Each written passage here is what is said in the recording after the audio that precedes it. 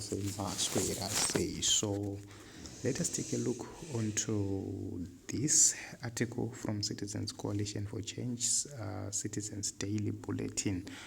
So they are saying Julius Malema pledges support for Bedbridge border post demonstrations, and they've tagged Julius S. Malema. So this follows an article which is right here, and a video which was recently released by Julius Malema, where he indicated that they were ready to support Zimbabweans in terms of closing the border post.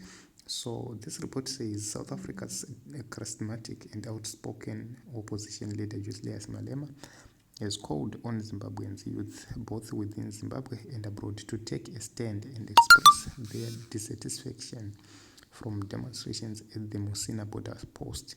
The demonstrations are in response to the recently contested elections in Zimbabwe.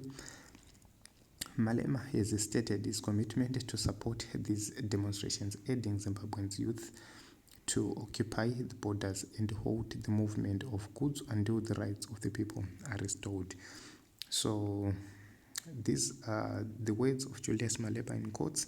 He said that why are they not occupying the borders of Zimbabwe? They in Messina. We will support them and say no car goes into Zimbabwe and no car comes out of Zimbabwe until the rights of our people are restored in Zimbabwe. Why is the youth in Zimbabwe not rising in Zimbabwe and face death because they are already dead?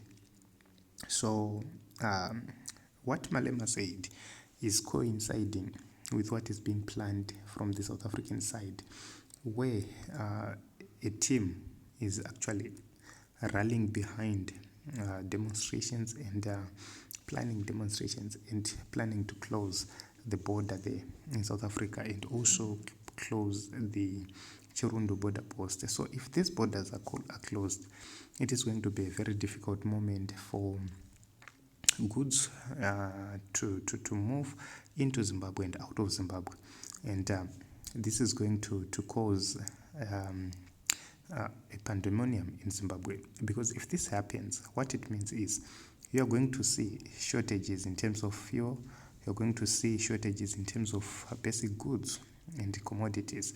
What it means is that there's going to be a shortage of supply of key goods, which means prices will have to rise, lives will be worse, and everything will start to happen negatively in the nation of Zimbabwe. So the intention, maybe it will be to force the government to reconsider and hear the plight of the people of the Republic of Zimbabwe. So these are the developments. Our duty is just to bring what is happening and tell you what is really happening in the nation of Zimbabwe. So Anspanapa, is this true? Knowing how revolutionary you and your party is, you never align nor support any imperialistic ideologies that are designed to plunge SADC into chaos. SADC is already into chaos, because if you take a look on how people are moving from Zimbabwe to other countries, it's already chaos. And take a look on what is happening in South Africa, where they are promising to bring back Zimbabweans who are living there so that ANC remains in power. It's already in chaos. So can say, hapana zvozikanwa, every election we go down the same road, rigging claims, but mopa mazodi paya. Hamuna kana plan, honestly. 3 months down the line, tinenge and we'll be looking forward to the next election. It's a loop. Okay, as long as we keep on putting our hopes in and other people to fight for us, then ZANU-PF will do whatever it wants, because we can't fight our own battles. Okay, so shutting the border, let's talk and more action. Okay, so in those Team Zimbabwe, I do not know what will happen. I actually saw the video, and I believe that I'll bring it on one of our programs so that we take a look onto it extensively. Thank you very much for coming.